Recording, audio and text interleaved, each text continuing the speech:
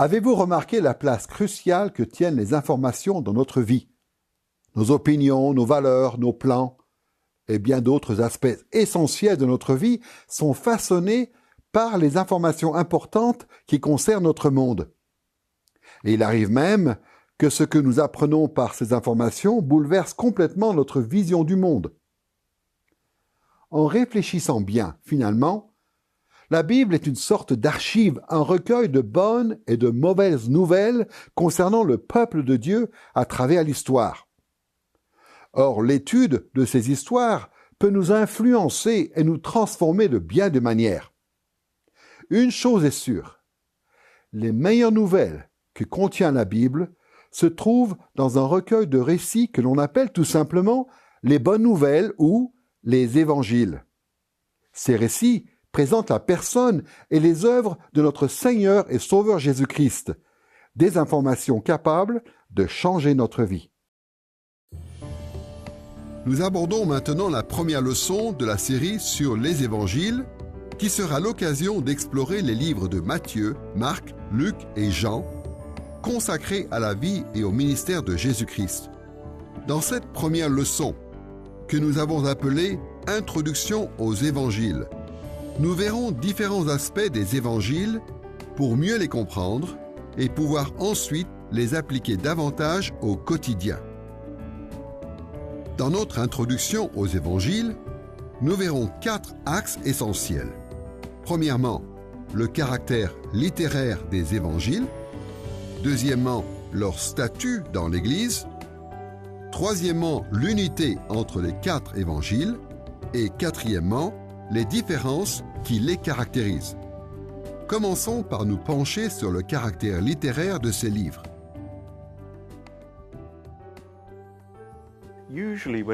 Généralement, en lisant une œuvre, on sait plus ou moins à quel genre littéraire elle appartient, ce qui conditionne nos attentes et notre façon de l'aborder.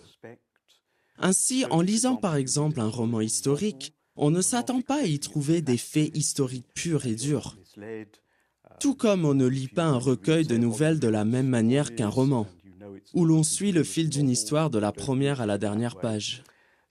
Il est donc très important de savoir à quel type d'ouvrage nous avons affaire et quelles règles littéraires s'y appliquent. Nous allons examiner le caractère littéraire des évangiles sous 2 angles, en commençant par étudier le genre auquel appartiennent les évangiles, d'après leurs caractéristiques littéraires communes, pour nous pencher ensuite sur la fiabilité historique de ces livres. Voyons donc sans tarder le genre littéraire des 4 évangiles. Pour dire les choses simplement, le genre est une catégorie ou un type d'œuvre littéraire. Généralement, on distingue les différents genres littéraires par la forme et la fonction qui leur sont propres, notamment en termes de style narratif ou de langage imagé utilisé. La Bible comporte beaucoup de genres littéraires différents. Des récits historiques, comme les histoires qui racontent la vie de David dans l'Ancien Testament, de la poésie, notamment dans les psaumes, mais aussi des lettres ou épîtres ou encore des prophéties. Chaque genre littéraire adopte des règles et une façon de communiquer qui lui sont propres, et c'est pourquoi il est crucial de connaître le genre auquel appartiennent les évangiles. En effet, c'est en sachant comment les évangiles transmettent les informations que nous pourrons aussi mieux comprendre le contenu de leurs enseignements.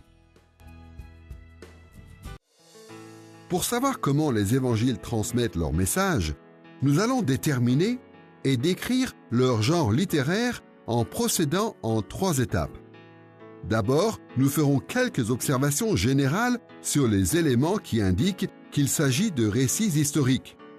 Ensuite, nous les étudierons à la lumière des biographies gréco-romaines, un genre particulier de récits historiques. Et pour terminer, nous comparerons les évangiles avec les récits historiques bibliques tels que ceux de l'Ancien Testament. Voyons pour commencer la grande catégorie des récits historiques. Les récits historiques décrivent des personnages du passé ainsi que les événements et les faits qui se sont produits à leur époque. Au niveau le plus élémentaire, on peut qualifier les évangiles de récits historiques parce qu'ils relatent la vie et le ministère de Jésus-Christ. La majorité de la Bible et les évangiles eux-mêmes adoptent délibérément une forme narrative car les histoires parlent à tous les hommes. Quand nous sommes plongés dans une bonne histoire, tout naturellement, nous y réagissons mentalement, mais aussi émotionnellement, et même parfois physiquement. De plus, les récits nous permettent de vivre des expériences à travers celles des autres. C'est ce qui fait, en grande partie, la force d'un récit. Aussi, en adoptant une narration littéraire, les évangiles nous permettent d'apprendre des vérités sur Jésus. Mieux encore, nous pouvons ainsi appréhender directement le personnage de Jésus, voir le royaume de Dieu et le royaume des cieux en action, connaître la compassion de Jésus de façon théorique. Jésus aime les humbles, mais aussi en application pratique dans les histoires qu'il raconte et qu'il vit. Les histoires qui montrent les humbles élevés et les orgueilleux abaissés. Les récits et la forme littéraire des évangiles nous offrent aussi l'occasion de suivre l'exemple de Jésus, comme le faisaient ses disciples de l'époque, en nous identifiant aux personnages décrits, leurs échecs et leurs réussites, et pour tenter à notre tour de nous montrer fidèles dans notre histoire personnelle, celle de notre vie. Dans l'Antiquité, les récits historiques non religieux étaient généralement articulés en 3 grandes parties. Pour commencer, on présentait les personnages et les objectifs qui leur sont fixés. La partie centrale du récit relatait le plus souvent les défis et les obstacles auxquels sont confrontés ces personnages dans la réalisation de leurs objectifs. Et on terminait avec un bilan des événements, soldés de réussite ou non, de ces personnages. Les évangiles suivent ce même plan de base. Chacun des évangiles commence par présenter Jésus comme personnage principal du récit et décrit son objectif qui est d'apporter le salut en instaurant le royaume de Dieu. Puis, les évangiles relatent les obstacles que rencontre Jésus à travers l'opposition à son autorité et son œuvre.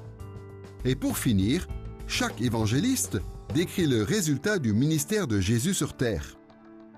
Ces caractéristiques communes aux 4 évangiles permettent d'affirmer, de façon assez unanime, que les évangiles appartiennent au genre des récits historiques. Tout en s'inscrivant dans la grande catégorie des récits historiques, d'après certains interprètes, les évangiles pourraient être classés dans un sous-groupe de récits que l'on appelle les biographies gréco-romaines. Nous allons comparer les évangiles et les biographies gréco-romaines en 2 temps. D'abord, en voyant les points communs qu'ils présentent. Ensuite, en considérant quelques-unes de leurs différences.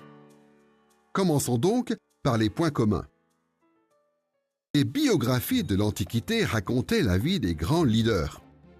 Même si les biographies gréco-romaines incluaient de nombreux personnages et récits, ces derniers étaient présentés de façon à mettre en valeur le leader qui était au cœur de l'histoire.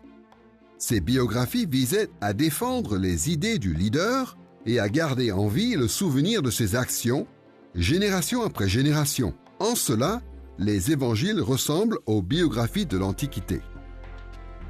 Autre point commun avec les biographies de l'Antiquité, les récits de la naissance de Jésus inclus par Matthieu et Luc, ainsi que le récit de la mort de Jésus qui est présent dans les 4 évangiles. Les évangélistes suivent aussi les règles de rédaction des biographies de l'Antiquité dans leur façon de décrire les événements qui se sont déroulés entre la naissance et la mort de Jésus. Ceux-ci sont parfois présentés dans l'ordre chronologique et d'autres fois de manière thématique, voire par zone géographique. Je crois qu'il est important de reconnaître, pour commencer, que les évangiles suivent une trame générale qui est chronologique. Par exemple, nous assistons d'abord au baptême réalisé par Jean-Baptiste, puis au baptême de Jésus, suivi du ministère de Jésus, de son arrestation, son procès, sa crucifixion et sa résurrection. Ainsi, dans l'ensemble, tous ces événements se présentent dans l'ordre chronologique. Pourtant, en comparant les évangiles entre eux, on remarque que certains événements ou histoires sont décrits dans un ordre différent. À mon avis, ce n'est un problème que si l'on part du principe que les évangélistes voulaient ou prétendaient toujours présenter les faits dans un ordre strictement chronologique. Or, la plupart des auteurs et des formes narratives reconnaissent la possibilité d'organiser les éléments d'un récit dans un autre ordre. Par exemple, les auteurs font souvent le choix d'un ordre logique ou d'un regroupement thématique des sujets. Comme le fait remarquer Eusèbe de Césarée, évêque et historien de l'Église du IVe siècle, les premiers lecteurs chrétiens connaissaient largement les différences dans l'ordre des événements relatés par les évangiles, et ils n'y voyaient aucun problème, car ils ne considéraient pas que les évangélistes avaient cherché à suivre un ordre chronologique strict. Les biographies gréco-romaines ont une autre caractéristique importante. Elles racontent des événements passés en les présentant comme des faits historiques, distinguant ainsi le passé du présent. Leurs auteurs visaient à garder une trace de la vie unique et de la contribution personnelle de personnages historiques précis. Généralement, les biographes de l'Antiquité faisaient des recherches et s'efforçaient de préserver fidèlement les témoignages écrits et oraux. Voyons l'exemple de Plutarque, un biographe respecté qui a vécu aux alentours de 46 à 120 après Jésus-Christ. Cet historien grec profane a écrit vers 70 après Jésus-Christ, soit à peu près à la période de la rédaction des évangiles. Il commence son livre « Vie de Cicéron » en présentant les parents de Cicéron, tout en reconnaissant le manque d'informations sur son père. Voici un extrait de Vie de Cicéron de Plutarque. La mère de Cicéron se nommait Elvia. Elle était d'une famille distinguée et soutint, par sa conduite, la noblesse de son origine. On a, sur la condition de son père, des opinions très opposées. Les uns prétendent qu'il naquit et fut élevé dans la boutique d'un foulon. Les autres font remonter sa maison à ce Tullus Attius qui régna sur les Volsques avec tant de gloire. Le fait que Plutarque distingue soigneusement les faits avérés des spéculations concernant les parents de Cicéron montre que les biographes anciens, ou du moins certains d'entre eux, étaient attentifs aux informations historiques et cherchaient des données fiables. Tout porte à croire que les auteurs des évangiles ont adopté une démarche aussi méticuleuse que Plutarque. D'une manière générale, on peut dire que les évangiles ont été rédigés à une époque où les biographies avaient du succès dans le monde gréco-romain. L'accueil favorable réservé à ce type de littérature a sans doute encouragé les évangélistes dans leur travail et les a poussés à adopter certaines règles formelles en vigueur dans ces biographies. Mais s'il y a des points communs entre les évangiles et les biographies gréco-romaines, on remarque aussi plusieurs différences. Il existe plusieurs différences notables, mais nous allons nous concentrer sur 3 d'entre elles. Premièrement, le public visé par les évangiles n'est pas le même que celui des biographies gréco-romaines. Les biographies de l'Antiquité s'adressaient généralement à un vaste public. Les évangiles, au contraire, ont été écrits pour un public relativement restreint, celui des premières églises chrétiennes. S'ils s'apparentent par certains aspects aux biographies, ils étaient néanmoins destinés à un usage religieux dans l'Église. Les Églises ont vite adopté les évangiles en les utilisant dans l'enseignement et la louange, ce qui confirme la finalité spécifique de ces livres. Deuxièmement, les évangiles se distinguent des biographies par les sujets principaux qu'ils mettent en avant. Typiquement, les biographies gréco-romaines mettent l'accent sur les qualités personnelles des personnages principaux, donnant leur vie et leur caractère en exemple aux lecteurs.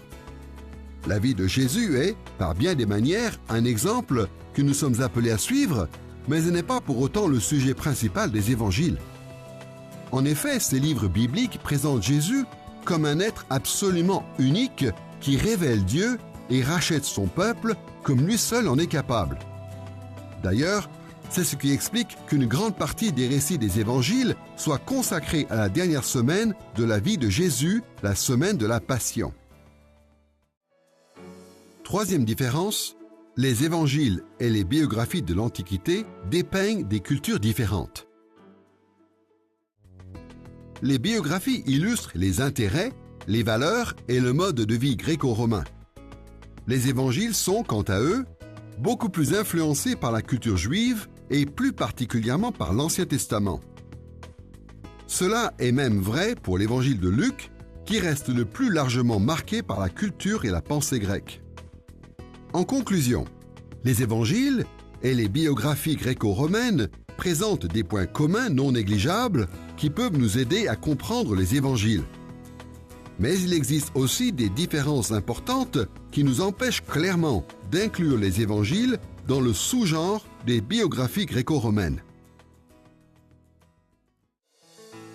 Après avoir analysé les évangiles à la lumière des récits historiques en général et des biographies gréco-romaines en particulier, nous pouvons maintenant les comparer avec le genre littéraire des récits historiques bibliques. Les évangiles ressemblent, à n'en pas douter, aux récits historiques classiques et même aux biographies gréco-romaines, mais c'est avec les récits historiques de l'Ancien Testament qu'ils ont le plus de points communs. Et c'est logique quand on sait que les livres de l'Ancien Testament faisaient partie des écrits considérés comme sacrés par les évangélistes. Au vu des nombreuses références à l'Ancien Testament que l'on trouve dans chaque évangile, il est certain que les évangélistes connaissaient bien l'Ancien Testament, sans doute bien mieux que les chrétiens d'aujourd'hui. Et cette connaissance intime de la Bible juive les a influencés dans leur propre façon d'écrire. De plus, les auteurs des évangiles et ceux des récits de l'Ancien Testament poursuivaient le même but, expliquer et défendre l'alliance de Dieu avec son peuple. Par exemple, les récits historiques relatés dans le livre d'Exode, chapitre 1 à 19, servent de fondement historique à l'alliance mosaïque dans Exode, chapitre 20 à 24. Ce but apparaît clairement dans des passages comme celui d'Exode, chapitre 24, verset 8. Moïse prit le sang et le répandit sur le peuple en disant « Voici le sang de l'alliance que l'Éternel a faite avec vous selon toutes ses paroles. » D'autres récits bibliques comme Josué chapitre 1 à 23 posent les bases pour le renouvellement de l'alliance dans Josué chapitre 24. Les récits relatés dans les livres des Juges et de 1 Samuel servent quant à eux de base historique pour l'alliance davidique de 2 Samuel chapitre 7. Sur le même modèle, les évangiles offrent un fondement historique à la nouvelle alliance établie par Jésus. Les faits relatés dans Luc chapitre 22 verset 20 rappellent le passage d'Exode chapitre 24 verset 8 que nous venons de lire. De même, Jésus prit la coupe après le repas et la leur donna en disant « Cette coupe est la nouvelle alliance en mon sang qui est répandue pour vous. » Pour résumer, en comparant les évangiles à d'autres genres littéraires, c'est des récits historiques bibliques qui se rapprochent le plus. Pour autant, cela ne signifie pas que les évangiles sont, en tout point, semblables aux autres récits historiques de la Bible, car ils présentent plusieurs traits communs avec les biographies gréco-romaines. Nous pouvons donc considérer les évangiles comme une nouvelle sorte de récits historiques bibliques, ce qui devrait nous aider à mieux en appréhender la lecture.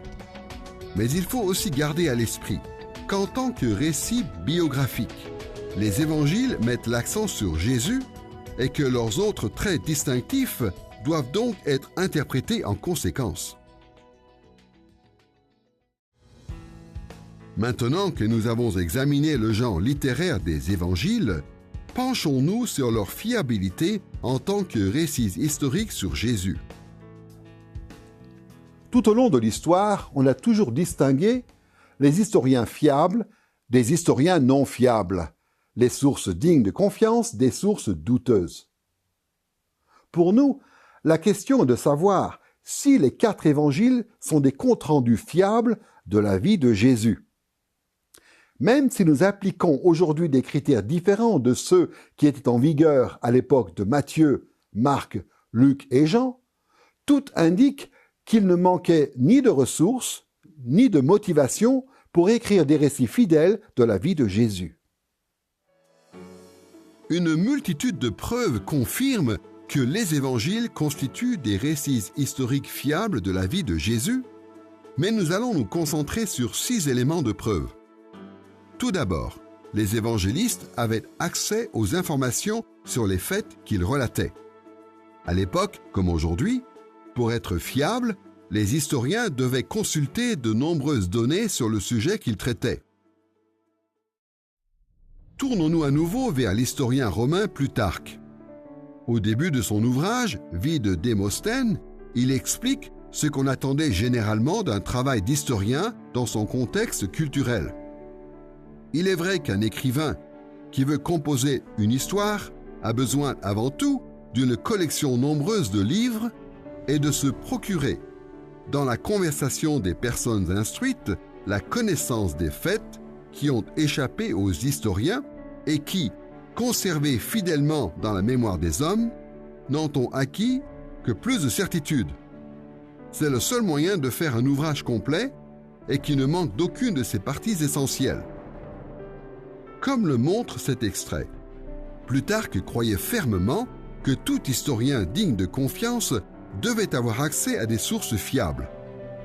Il jugeait aussi d'une importance capitale de consulter soigneusement toutes les sources disponibles, tant les comptes rendus écrits que les informations transmises oralement. Chaque rédacteur des évangiles a été un témoin oculaire de la vie de Jésus ou a eu des contacts directs avec ses témoins. Matthieu et Jean comptaient parmi les disciples de Jésus, ce qui leur a permis d'assister à de nombreux événements qu'ils rapportent dans leurs livres. Marc était un ami proche de Pierre dont il tire directement ses informations. Enfin, Luc a voyagé avec Paul et a consulté des témoins oculaires pour rédiger son évangile. Voici ce qu'écrit Luc en ouverture de son évangile au chapitre 1, versets 1 à 3. Puisque plusieurs ont entrepris de composer le récit des événements qui se sont accomplis parmi nous, tels que nous les ont transmis ceux qui, dès le commencement, en ont été les témoins oculaires et qui sont devenus serviteurs de la parole, il m'a semblé bon à moi aussi, après avoir tout recherché exactement depuis les origines, de l'exposer par écrit d'une manière suivie. Deuxièmement, la fiabilité historique des évangiles est confirmée par la grande franchise dont font preuve les auteurs. À cette époque, toute historiographie de qualité devait être rédigée avec franchise et honnêteté. Les auteurs des récits historiques devaient donc présenter les faits avec une multitude de détails sans omettre les éléments pouvant desservir le message qu'ils cherchaient à transmettre. En la matière, on ne peut que remarquer les nombreux travers des disciples de Jésus décrits dans les évangiles. Or, pour Matthieu et Jean, cela impliquait aussi de révéler leurs propres échecs. Certains interprètes pensent que le jeune homme qui s'enfuit en courant tout nu dans le jardin de Gethsémanée dans Marc chapitre 14 versets 51 à 52 n'est autre que Marc lui-même. S'ils ont raison, Marc a dû, lui aussi, décrire ses propres manquements. Quoi qu'il en soit, les 4 évangélistes décrivent collectivement les disciples du Christ comme des hommes pleins de défauts, admettant ainsi que les premiers responsables de la communauté chrétienne étaient loin d'être parfaits. Pour ne citer qu'un exemple, le passage de Marc chapitre 6, versets 51 à 52, montre l'incompréhension des disciples face au miracle de Jésus qui vient de nourrir 5000 personnes. En eux-mêmes, ils étaient tous stupéfaits car ils n'avaient pas compris le miracle des pains parce que leur cœur était endurci.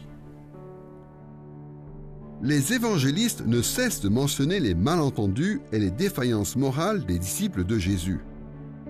Or, pourquoi le faire, sachant que cela pouvait compromettre l'autorité et la respectabilité des leaders de l'Église?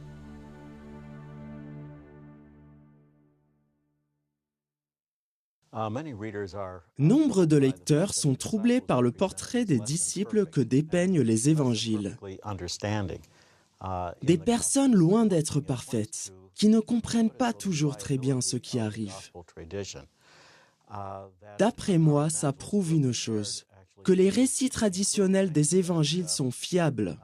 Si les évangélistes étaient prêts à décrire des situations montrant les premiers responsables de l'Église, disons, pas sous leur meilleur jour, on peut en conclure, d'une certaine manière, que leurs témoignages sont fiables et exacts. Pour moi, la tendance même des disciples à se décrire de manière négative dans leurs récits est l'un des plus grands arguments en faveur de l'authenticité des évangiles.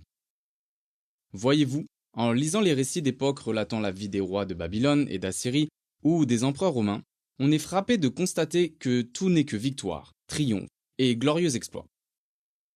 Alors aujourd'hui, bien sûr, face à ces documents, on se demande si les choses se sont vraiment passées ainsi.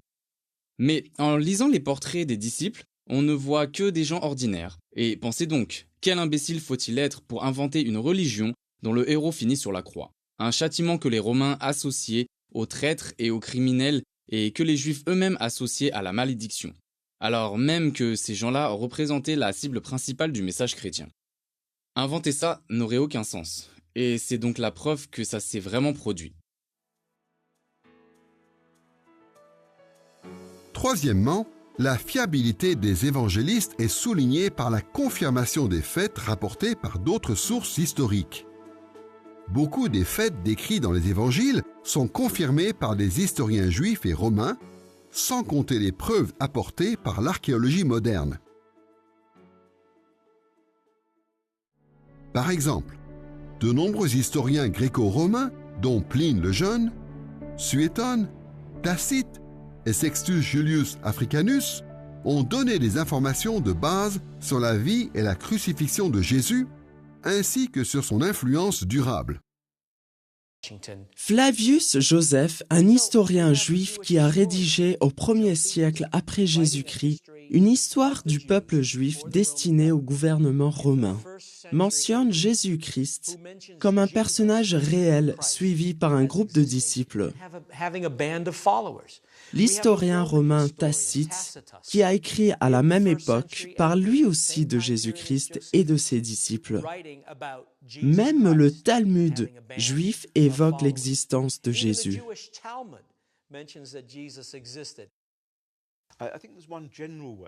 À mon sens, il y a une raison principale qui nous pousse à croire à la fiabilité des évangiles avec bien plus de certitude que, disons, 50 ans en arrière.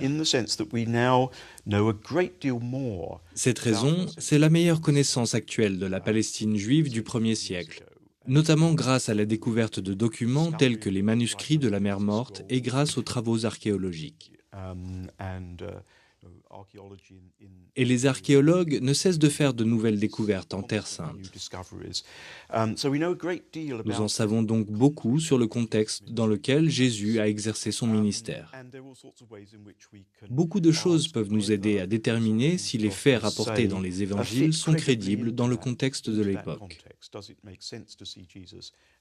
Peut-on raisonnablement imaginer Jésus comme un maître juif dans ce contexte spécifique ?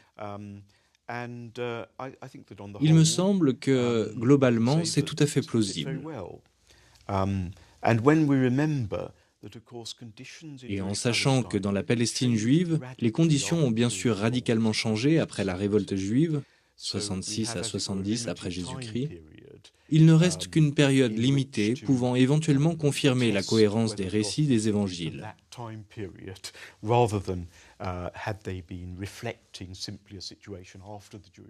Or, si les évangiles reflétaient un contexte post-révolte, il n'y aurait aucune raison d'y trouver tous les éléments qui renvoient à la situation des Juifs au début du 1er siècle, telle que nous la connaissons. Le quatrième argument en faveur de la fiabilité des évangiles est la formation reçue par les disciples de Jésus. En effet, celle-ci a dû leur apprendre à retranscrire fidèlement les paroles et les actes de leur maître. Dans la culture juive, le discipulat était un mode de vie bien établi. Le terme hébreu qui correspond au disciple, talmid, signifie littéralement élève ou apprenti, mais désigne plus particulièrement l'élève d'un sage ou d'un rabbin. De plus, dans la culture juive au temps de Jésus, l'un des principaux exercices d'apprentissage auprès d'un rabbin consistait à mémoriser ses enseignements, et l'une des responsabilités des disciples était d'apprendre par cœur les paroles et les sentences de leur maître. Voici ce que dit Jésus à ses disciples dans Luc, chapitre 6, verset 40. « Le disciple n'est pas plus que le maître, mais tout disciple accompli sera comme son maître. » Par ces paroles, Jésus signifie que tous ceux qui le suivent doivent étudier, apprendre, appliquer ses enseignements et imiter ses actions dans leur propre vie. Les 12 disciples les plus proches de Jésus avaient la lourde responsabilité d'apprendre ses enseignements. Mais les nombreuses autres personnes qui ont écouté Jésus ont aussi dû retenir une grande partie de son message. Cinquièmement, il ne faut jamais sous-estimer les solides convictions théologiques des auteurs des évangiles, convictions qui les ont poussés encore davantage à transcrire les événements de manière fiable et précise. Par exemple, dans Jean chapitre 20, verset 31, l'apôtre déclare « Mais ceci est écrit afin que vous croyiez que Jésus est le Christ, le Fils de Dieu, et qu'en croyant, vous ayez la vie en son nom. » Dans ce verset, Jean affirme clairement que pour recevoir le don de vie offert par Dieu, les hommes doivent connaître et accepter la vérité sur Jésus. Dans la même lignée, voici les paroles de Jésus rapportées par Matthieu dans son évangile au chapitre 28, versets 19 et 20. « Allez, faites de toutes les nations des disciples, baptisez-les au nom du Père, du Fils et du Saint-Esprit, et enseignez-leur à garder tout ce que je vous ai prescrit. » Matthieu montre ici que les disciples de Jésus sont aussi chargés d'enseigner toutes les prescriptions que Jésus leur a laissées. En tant que vrais élèves de Jésus, ils ne pouvaient que sentir le besoin pressant de retranscrire fidèlement ce que leur maître avait dit et accompli.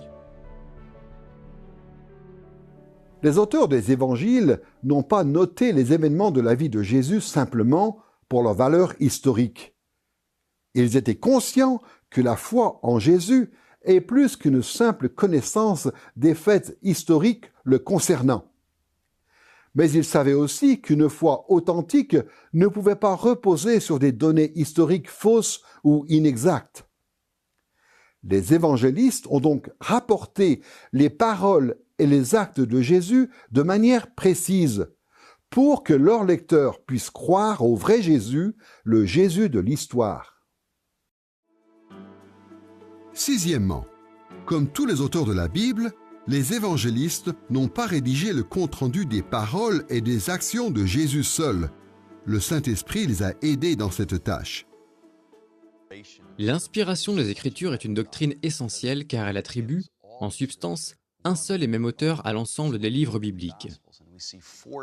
Ainsi, en considérant les évangiles, on voit 4 auteurs différents qui portent chacun un regard unique sur Jésus, offrant bien sûr une diversité d'approches appréciables, mais il faut aussi garder en tête que le Saint-Esprit les a tous inspirés. Les 4 évangélistes ont tous des priorités théologiques différentes, s'adressent à un public différent. Ils ont connu des parcours et des expériences différentes avec Jésus. Mais cette diversité, que l'on doit à la nature humaine des évangélistes, s'accompagne aussi d'une incroyable unité.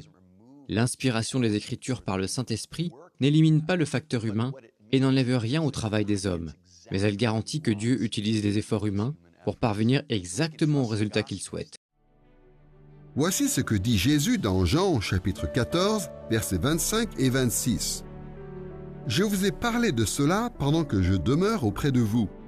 Mais le Consolateur, le Saint-Esprit que le Père enverra en mon nom, C'est lui qui vous enseignera toutes choses et vous rappellera tout ce que moi je vous ai dit. » Même si les disciples de Jésus ont réussi à mémoriser beaucoup de choses, certains éléments leur ont forcément échappé. Et c'est pourquoi Jésus a promis à ses disciples d'envoyer le Saint-Esprit. Grâce au Saint-Esprit, ils ont pu se rappeler de tous les enseignements et de toutes les œuvres de Jésus que l'Église avait besoin de connaître dans les siècles à venir. Comme le précise Jean dans son Évangile, au chapitre 21, verset 25, Jésus a fait encore beaucoup d'autres choses. Si on les écrivait en détail, je ne pense pas que le monde pourrait contenir les livres qu'on écrirait. Il est intéressant de voir que quand on parle de Jésus et qu'on demande aux gens qui est Jésus, certains répondent que c'était un rabbin, un maître, et d'autres font remarquer que les différentes religions et communautés à travers le monde voient en Jésus bien des choses différentes. Pourtant, dans sa sagesse, Dieu a guidé par le Saint-Esprit les témoins directs de Jésus pour qu'ils mettent par écrit le dépôt de la foi dans 4 récits complémentaires. Ainsi, grâce à Matthieu, Marc, Luc et Jean, qui se sont appuyés sur ce qu'ils ont vécu eux-mêmes ou sur d'autres témoins oculaires, nous disposons d'un témoignage direct, garanti par le Saint-Esprit, qui nous sert de norme définitive et de compte rendu irréfutable, qui permet de vérifier au besoin ce que Jésus a dit et fait ou non. Et c'est là un fondement de foi solide que Dieu nous offre. Nous avons examiné le caractère littéraire des évangiles. Maintenant, voyons leur statut dans l'Église en tant que document écrit de référence. Nous allons examiner le statut des évangiles dans l'Église à travers leur rédaction et leur authenticité en tant que parole de Dieu. Commençons par leur rédaction. Quand on parle de la rédaction des évangiles, on s'intéresse à la façon dont ils ont été écrits. Qui sont leurs auteurs? Pourquoi et comment ont-ils écrit ces livres? En tant que chrétien, il est important de réfléchir à ces questions car beaucoup d'interprètes ont mis l'accent sur l'aspect purement humain de la rédaction des évangiles, et ceci afin de minimiser l'autorité divine de ces livres. La bonne nouvelle, c'est qu'un examen attentif des évangiles nous donne toutes les raisons de croire qu'ils ne sont pas seulement le résultat d'un travail humain, mais qu'ils sont aussi la parole de Dieu. Nous aborderons la rédaction des évangiles à travers 3 axes. D'abord, nous examinerons les points communs entre les différents évangiles. Ensuite, nous nous pencherons sur quelques théories de rédaction pouvant expliquer ces points communs. Et pour finir, nous nous demanderons quel crédit nous devons accorder à ces théories. Voyons sans tarder les points communs entre les évangiles.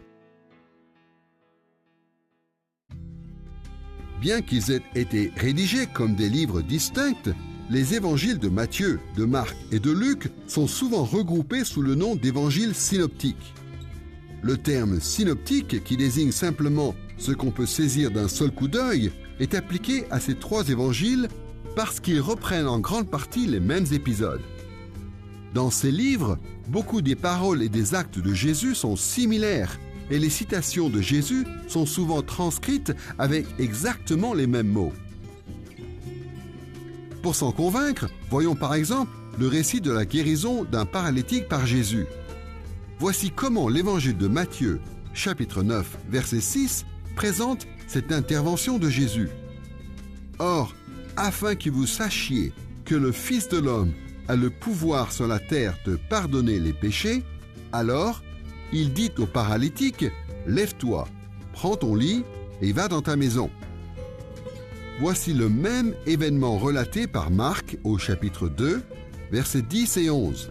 « Or, afin que vous sachiez que le Fils de l'homme a le pouvoir sur la terre de pardonner les péchés, il dit au paralytique, « Je te dis, lève-toi, prends ton petit lit et va dans ta maison. » Et voilà ce qu'on lit dans Luc, chapitre 5, verset 24. « Or, afin que vous sachiez que le Fils de l'homme a le pouvoir sur la terre de pardonner les péchés, il dit au paralytique, « Je te dis, lève-toi et, prenant ton petit lit, va dans ta maison. Dans cet exemple, nous voyons bien que chacun des évangiles synoptiques reprend, presque au mot près, la même histoire de guérison miraculeuse. Parmi les autres histoires que l'on retrouve dans au moins 2 évangiles synoptiques, citons la guérison d'un lépreux, la guérison d'un démoniaque à Capernaum, la guérison de la belle-mère de Pierre, l'apaisement de la tempête, la résurrection de la fille de Jairus, l'établissement de l'autorité des 12 apôtres, Jésus qui marche sur l'eau, la guérison de l'homme à la main sèche, Jésus qui nourrit 5000 personnes avec quelques pains et une poignée de poissons, ainsi que la transfiguration de Jésus. Les évangiles de Matthieu, de Marc et de Luc sont souvent appelés synoptiques, car ils présentent les choses d'une manière similaire, adoptant pour ainsi dire le même point de vue. Alors on peut se demander s'il est bien nécessaire d'avoir ces 3 évangiles. Un seul d'entre eux ne suffirait pas ? Eh bien, je crois qu'il serait dommage d'être privé de l'un des évangiles synoptiques, car il y a quand même entre eux de petites différences qui justifient, à elles seules, l'existence de ces 3 livres. L'évangile de Marc, même s'il est plus court, a un ton plus vivant et développe davantage les histoires individuelles. Ces mêmes histoires, Matthieu les raccourcit considérablement car il s'efforce d'inclure beaucoup plus d'informations dans son évangile, surtout sur l'enseignement de Jésus qui, bizarrement, est quasiment absent de l'évangile de Marc. Matthieu nous présente donc, dans une sorte de résumé condensé des enseignements de Jésus, un Jésus qui enseigne, plein d'autorité. Qu'en est-il de la contribution de Luc ? Eh bien, Luc nous rapporte encore d'autres enseignements de Jésus, notamment avec bien plus de paraboles que l'évangile de Matthieu. Luc dépeint aussi Jésus sous un jour plus humain, en le montrant en compagnie de toutes sortes de gens qui l'accueillent avec amour et compassion. Certains pensent que Luc n'était pas un simple médecin, mais avait aussi des compétences de psychologue, car il arrive très bien à transmettre les émotions humaines. Je pense donc qu'avec ces 3 évangiles, nous avons 3 textes très précieux et différents qui présentent chacun un intérêt particulier.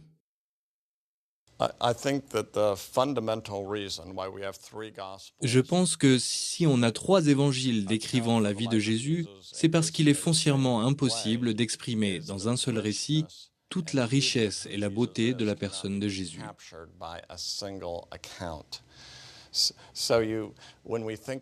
On peut se dire qu'aucun auteur, à lui seul, n'était à la hauteur de l'objectif de Dieu, en étant capable de nous révéler toute l'importance de ce que Jésus a dit, fait et accompli.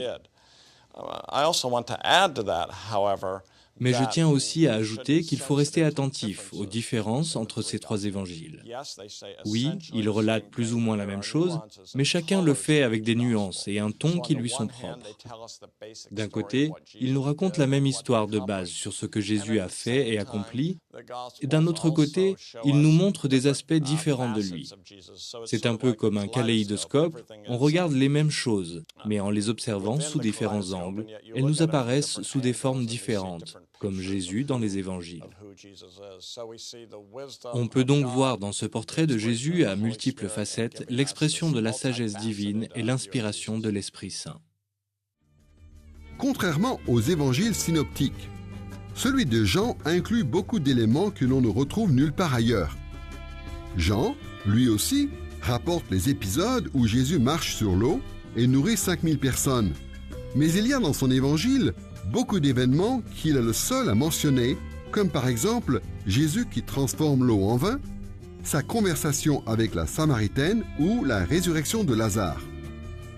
Quoi qu'il en soit, si le ministère et la vie de Jésus sont transcrits de manière différente d'un évangile à l'autre, tous les 4 rapportent le baptême de Jésus, le dernier repas de Jésus avec ses disciples, la mort de Jésus sur la croix et sa résurrection d'entre les morts. Plusieurs théories ont été avancées pour expliquer les points communs et les différences entre les évangiles. Voyons donc à présent les théories de rédaction des évangiles. Face aux nombreuses similitudes entre les évangiles synoptiques, les spécialistes ont développé diverses théories sur l'histoire de leur rédaction. Souvent très complexes, Ces théories peuvent sembler déroutantes pour les non-initiés. On pourrait résumer les plus populaires de ces théories en disant que la plupart des interprètes s'accordent à dire que Marc a sans doute rédigé son évangile en premier et que Luc et Matthieu ont repris des informations de Marc tout en utilisant d'autres sources potentielles. D'autres pensent que l'évangile de Matthieu précède les autres et que Marc s'en est inspiré, tandis que Luc se serait appuyé à la fois sur le livre de Marc et de Matthieu. D'autres encore avancent que Matthieu et Luc seraient basés sur des sources disparues et que Marc, à son tour, aurait utilisé les informations de ces deux évangiles. Comme vous pouvez le voir, la comparaison même des principaux aspects de ces théories n'est pas toujours chose aisée. À l'inverse, le processus de rédaction de l'évangile de Jean semble assez simple. La plupart des interprètes s'accordent à dire que Jean a écrit à la fin du 1er siècle et qu'il connaissait au moins l'un des évangiles synoptiques, voire les 3. Certains suggèrent qu'il a décidé de ne pas reprendre la majorité des faits relatés dans les livres synoptiques, préférant fournir d'autres informations qui lui semblaient plus importantes pour les communautés qu'il évangélisait. Maintenant que nous connaissons ces théories de rédaction, demandons-nous quel crédit nous devons leur accorder. Pour commencer, il faut admettre que les auteurs bibliques ont souvent eu recours à des sources orales et écrites, sans que cela ne compromette en rien leur inspiration ou leur autorité. Il n'y a donc rien de mal, en principe, à penser que le ou les évangélistes aient pu s'appuyer sur des sources antérieures. Comme l'écrit Luc au chapitre 1, versets 1 à 3. Plusieurs personnes ont entrepris de composer un récit des événements qui se sont passés parmi nous, d'après les rapports de ceux qui en ont été témoins oculaires. J'ai donc décidé à mon tour de m'informer soigneusement sur tout ce qui est arrivé depuis le commencement et de te l'exposer par écrit de manière suivie. Même si Luc est le seul à mentionner expressément ces sources, les 3 autres évangélistes y ont aussi sans doute eu accès. Si l'on accepte l'interprétation la plus courante, selon laquelle Marc a écrit son évangile en premier, cela signifie qu'il n'a pas pu s'appuyer sur un évangile préexistant. Mais il a certainement utilisé des témoignages oraux, du moins celui de Pierre, dont il était proche. Luc et Matthieu ont probablement pris pour modèle le livre de Marc, tandis que Matthieu et Jean ont pu puiser dans leurs propres souvenirs de l'enseignement et de la vie de Jésus. Et comme nous l'avons dit plus tôt, tous les 4 ont été infailliblement dirigés par le Saint-Esprit. Pour résumer, les théories concernant les liens entre les 4 évangiles ont leur intérêt. Mais il ne faut pas pour autant se sentir obligé d'en comprendre toutes les subtilités ou d'adhérer fermement à l'une ou l'autre de ces théories. Ce qu'on peut retenir de ces théories, c'est que chaque auteur des évangiles a eu accès à diverses sources d'informations et a pu construire un récit fiable de la vie et de l'enseignement de Jésus. Lorsque les récits se recoupent, c'est l'occasion de comparer les différents points de vue offerts par les évangélistes, peu importe l'ordre de rédaction de leur livre. Et lorsqu'au contraire, seul l'un des évangiles rapporte certains faits, nous pouvons les examiner à la lumière de ce que l'auteur a voulu communiquer. Maintenant que nous avons vu la rédaction des 4 évangiles, nous pouvons nous pencher sur leur authenticité. Au 1er siècle de l'Église, quelques controverses ont surgi sur les livres rédigés à la période apostolique, devant être inclus dans le Nouveau Testament. Certains responsables de l'Église primitive ne reconnaissaient pas l'ensemble des 27 livres qui composent aujourd'hui le Nouveau Testament. D'autres, au contraire, voulaient y inclure des livres supplémentaires qui n'y figurent pas de nos jours. Quoi qu'il en soit, ces débats n'ont jamais porté sur les livres de Matthieu, Marc, Luc et Jean. Ces 4 évangiles, et aucun autre, ont toujours été considérés par les églises fidèles de Dieu comme authentiques et faisant autorité. Par exemple, Origène, un des pères de l'Église du IIIe siècle, qui a vécu de 185 à 254 après Jésus-Christ, a affirmé que seuls les 4 évangiles, aujourd'hui inclus dans le Nouveau Testament, sont authentiques. Origène est cité par Eusèbe de Césarée, un historien de l'Église qui a vécu de 263 à 340 après Jésus-Christ environ. Voici les paroles que ce dernier prête à Origène dans son ouvrage Histoire ecclésiastique, livre 6, chapitre 25, section 4. Les 4 évangiles sont les seuls aussi à être incontestés dans l'Église de Dieu qui est sous le ciel.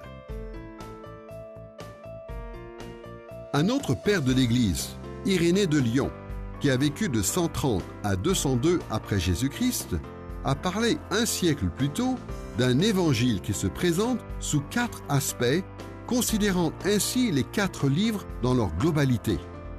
Voici ce qu'il écrit dans son ouvrage Contre les hérésies, livre 3, chapitre 11, section 8.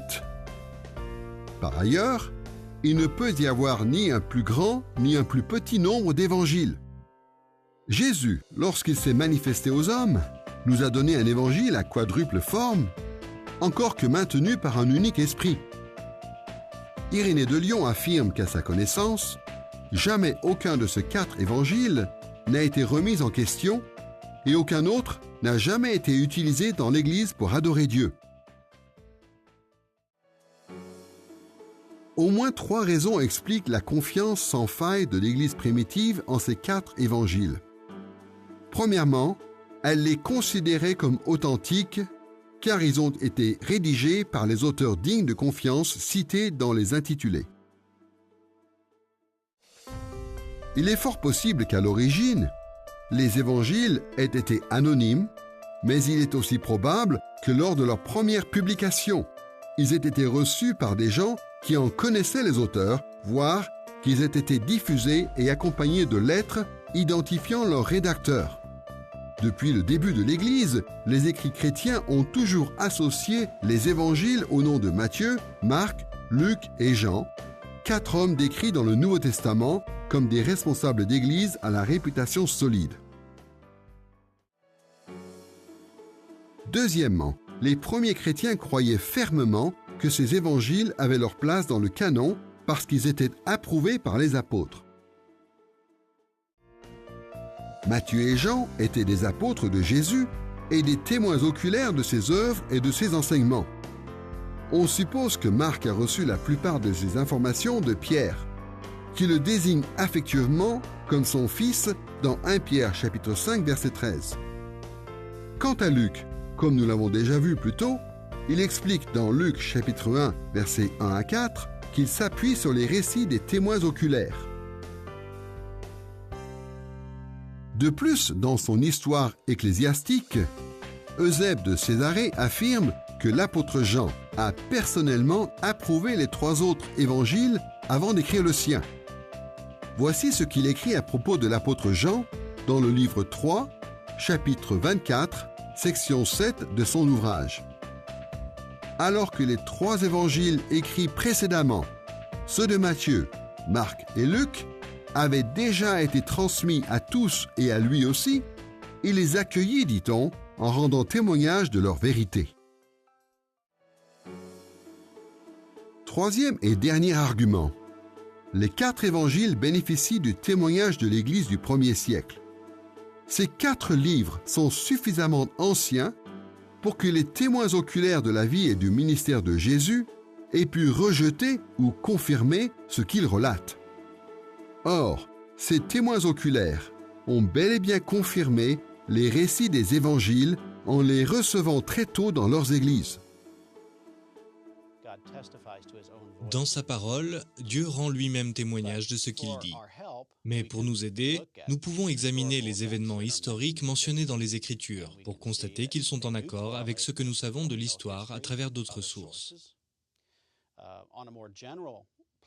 Plus largement, on voit que les conditions sociales et politiques, ainsi que les repères géographiques et toutes les autres informations générales mentionnées dans la Bible, sont conformes à ce que nous savons de la période historique à laquelle les livres bibliques ont été écrits, y compris en ce qui concerne la Palestine du 1er siècle, qui a servi de cadre de rédaction aux évangiles.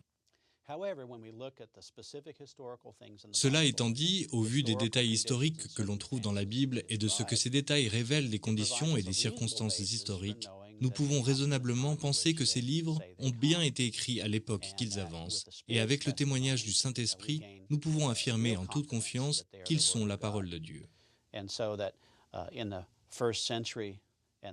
Nous savons aussi qu'au 1er et 2e siècle, au début de l'Église primitive, les 4 évangiles canoniques tels que nous les connaissons aujourd'hui ont été universellement reçus comme provenant des apôtres, ou du moins de sources apostoliques, et qu'on les considérait comme des témoignages de première main, tout à fait fidèles et fiables concernant la personne de Jésus, son œuvre et son enseignement. Beaucoup de raisons nous poussent à croire que les évangiles sont dignes de confiance, inspirés de Dieu et qu'ils rapportent des faits, pour ainsi dire, exacts. Mais ce qui me semble le plus important, c'est que les témoins oculaires ont rendu un témoignage au prix de leur propre vie. On pourrait penser qu'avant d'être flagellés, battus, jetés en prison ou crucifiés, au moins l'un d'entre eux aurait fini par dire « Au fait, tout ça n'est qu'une légende. Ces hommes ont payé leur affirmation de leur vie. » Mais, me direz-vous, on ne sait que trop bien que des gens meurent souvent pour des mensonges. La grande majorité d'entre eux ne savent pas qu'ils meurent pour des choses fausses, et une toute petite proportion de ces personnes sont prêtes à mourir pour des choses qu'elles savent fausses, à condition qu'elles en aient tiré beaucoup de pouvoir, de richesse ou de prestige durant leur vie. Or, ces martyrs chrétiens n'ont bénéficié de rien de tout ça. Ils n'avaient aucun statut social, devaient constamment fuir, ont perdu tout ce qu'ils possédaient, se sont sacrifiés, ont été maltraités et ont fini morts. Pourtant, aucun d'entre eux n'est revenu sur son témoignage. Nous pouvons donc affirmer avec assurance que tout cela s'est effectivement produit. Maintenant que nous avons examiné le caractère littéraire des évangiles et leur place dans l'Église, nous pouvons aborder l'unité entre les 4 évangiles du Nouveau Testament. Nous allons étudier l'unité entre les évangiles en 2 temps.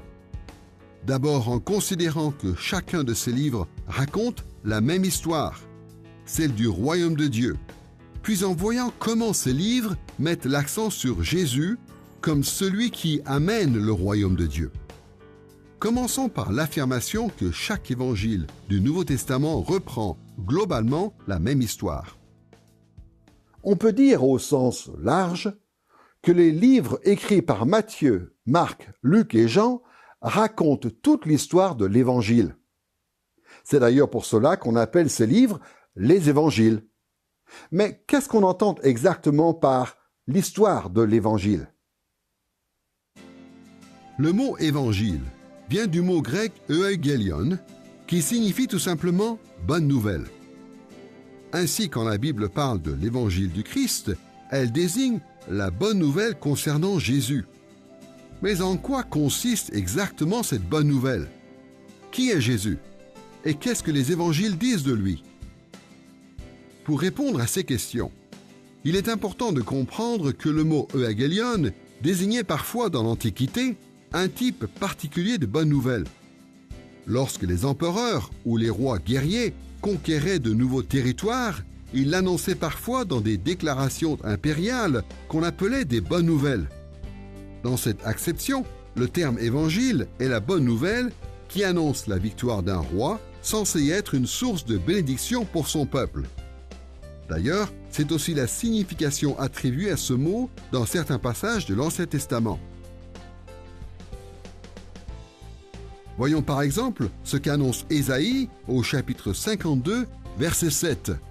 « Qu'ils sont beaux sur les montagnes, les pieds du messager de bonnes nouvelles qui publie la paix, du messager de très bonnes nouvelles qui publie le salut, qui dit à Sion, ton Dieu règne. » Dans ces versets, Ésaïe décrit l'arrivée merveilleuse de messagers sur les montagnes entourant Jérusalem pour annoncer la bonne nouvelle de la fin de l'exil d'Israël. Il proclame la paix et le salut car Dieu règne sur tous les hommes. Dans le contexte de la prophétie d'Ésaïe, le règne de Dieu, c'est-à-dire l'établissement de son royaume sur terre est la bonne nouvelle que les peuples d'Israël et de Juda avaient besoin d'entendre. C'était l'annonce que sous le règne de Dieu, ils seraient délivrés de leurs ennemis et vivraient pour toujours dans le royaume de Dieu instauré sur la terre entière.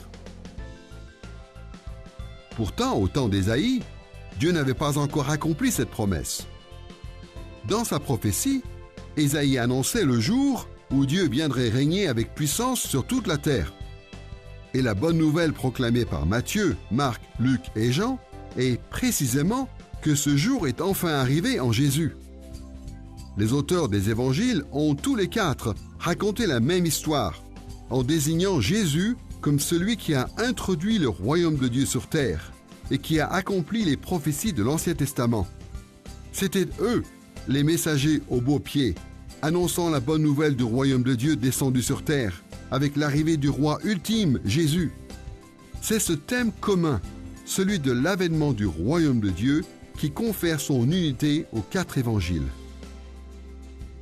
Au vu de ces éléments, il n'est pas étonnant de constater que dans les évangiles, on trouve bien plus rarement des termes comme évangile et évangéliser que le vocabulaire évoquant le royaume de Dieu.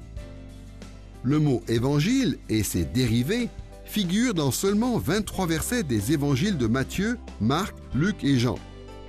Par opposition, des termes tels que roi, royaume de Dieu et royaume des cieux, une formulation propre à Matthieu, sont utilisés près de 150 fois. Sachant à présent qu'un récit commun sur le royaume de Dieu sous-tend tous les évangiles, voyons comment ces livres présentent le rôle de Jésus en tant que roi qui amène le royaume de Dieu. Pour parler de Jésus et du royaume de Dieu, nous allons nous pencher sur 3 points.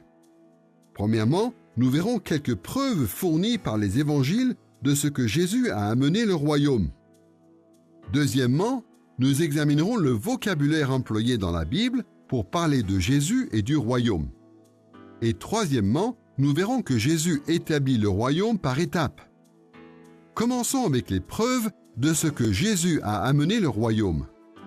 Les évangiles affirment la venue du royaume de Dieu en Jésus de bien des manières, mais dans cette leçon, nous en examinerons seulement 3. La première de ces preuves est liée au pouvoir sur les démons que détient Jésus. Voici ce que dit Jésus dans l'évangile de Matthieu, chapitre 12, verset 28. « Mais, si c'est par l'Esprit de Dieu que moi, je chasse les démons, le royaume de Dieu est donc parvenu jusqu'à vous. » Juste avant de prononcer ces paroles, Jésus a chassé un démon, et c'est ce pouvoir même qui le désigne comme celui qui apporte le royaume de Dieu. Deuxième preuve offerte par les évangiles en faveur de la venue du royaume à travers Jésus, son pouvoir de guérir les malades et de ressusciter les morts. À plusieurs reprises, les évangiles désignent le pouvoir de guérison de Jésus, pouvoir qu'il a transmis aussi à ses disciples comme une preuve de ce qu'il a amené le royaume de Dieu sur terre. Ce thème revient chez Matthieu au chapitre 4, versets 23 et 24, au chapitre 8, versets 5 à 13, et au chapitre 10, versets 7 et 8, mais aussi chez Luc au chapitre 9, versets 1 à 11, et au chapitre 10, verset 9, pour ne citer que quelques passages. L'avènement du royaume de Dieu se manifestait aussi en Jésus par son pouvoir de pardonner les péchés.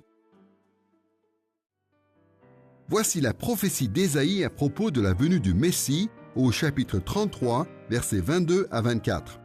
« Car l'Éternel est notre juge, l'Éternel est notre législateur, l'Éternel est notre roi.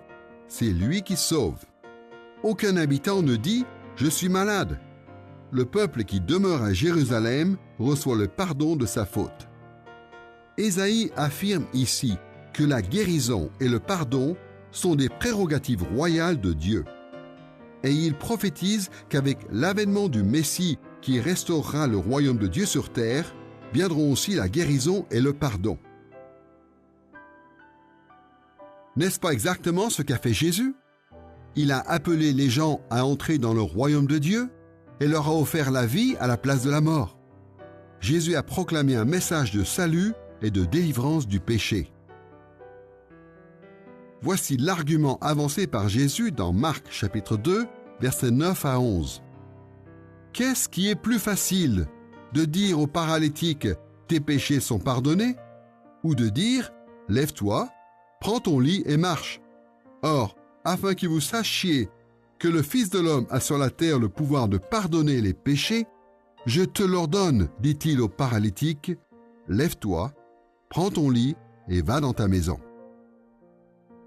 Jésus a provoqué la stupeur générale en déclarant qu'en tant que Fils de l'homme qui portait en lui le royaume de Dieu, il avait sur terre le pouvoir de pardonner les péchés. En Jésus, c'est la souveraineté de Dieu qui a été établie. Le règne et le royaume de Dieu sont venus sur terre, laissant présager des bénédictions pour son peuple. La paix de Dieu, prophétisée par Ésaïe tant d'années auparavant, était enfin arrivée. Après avoir vu ces preuves, penchons-nous à présent sur le vocabulaire utilisé dans les évangiles pour parler de Jésus et du royaume. Si les lecteurs chrétiens ne voient pas toujours d'emblée la place centrale du royaume de Dieu dans les évangiles, c'est sans doute à cause de la variété des termes qui y font référence. Si l'on y trouve bien évidemment des termes comme roi et royaume, des mots tels que règne, puissance, autorité, trône, fils de David, mais on trouve aussi beaucoup d'autres termes qui renvoient également à la souveraineté et au contrôle divin. Les auteurs du Nouveau Testament utilisent un vocabulaire varié pour parler du royaume de Dieu, avec des termes explicites, mais aussi des concepts qui y renvoient plus indirectement. On voit par exemple que le titre de Christo, appliqué à Jésus, qui qualifie le Messie ou loin, est un terme utilisé dans l'Ancien Testament pour parler du roi, du fils de David. Un autre titre de Jésus, Kurios, traduit par Seigneur, est en fait un titre royal appliqué notamment à César.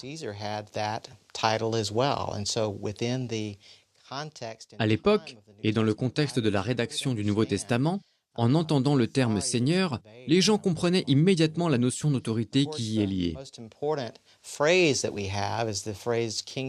Mais bien sûr, l'expression la plus importante reste le royaume de Dieu, ou la variante employée par Matthieu, le royaume des cieux. Ces mots ont une double connotation. D'un côté, ils désignent la sphère dans laquelle le Christ exerce sa domination sur son peuple, et de l'autre côté, au sens plus littéral, c'est une expression de l'autorité et du règne de Dieu sur son peuple. Nous avons donc des concepts associés comme celui de l'obéissance, qui n'est pas une mention explicite du royaume de Dieu, mais qui est clairement sous-entendu dans l'idée de l'autorité royale, indiquant le type d'obéissance et même d'adoration que l'on doit à Jésus. Pour ne citer qu'un exemple, le récit de la guérison du paralytique dans Marc chapitre 2, versets 1 à 12, ne comporte pas les mots roi ou royaume. Cependant, au verset 10, l'idée du royaume apparaît clairement lorsque Jésus déclare que le Fils de l'homme a sur la terre le pouvoir de pardonner les péchés. Le royaume de Dieu est venu sur terre à travers les guérisons puissantes et les paroles de pardon de Jésus.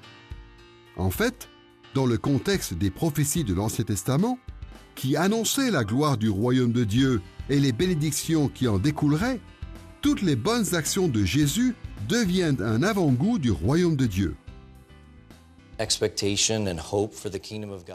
Dans l'Ancien Testament, et tout particulièrement dans le livre d'Ésaïe, l'attente et l'espérance de l'avènement du royaume de Dieu allaient de pair avec l'espoir d'une période de rétablissement, lorsque le règne de Dieu remettrait toutes les choses en ordre.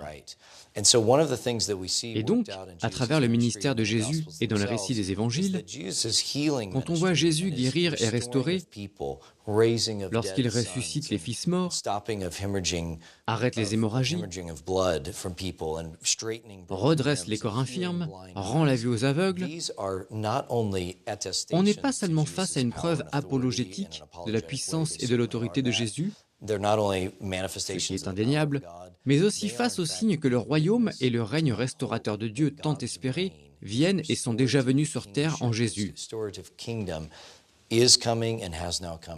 C'est là une des nombreuses manifestations du royaume de Dieu dans les évangiles, en dehors des termes qui le désignent directement. Nous avons vu plusieurs preuves du fait que Jésus a amené le royaume de Dieu et avons examiné le vocabulaire utilisé dans les évangiles pour parler du royaume de Jésus. Maintenant, penchons-nous rapidement sur les étapes par lesquelles Jésus établit le royaume. Jésus a enseigné que l'expérience du royaume qu'il offrait lors de son passage sur terre n'était que partielle. Une autre étape dans l'avènement du royaume était encore à venir.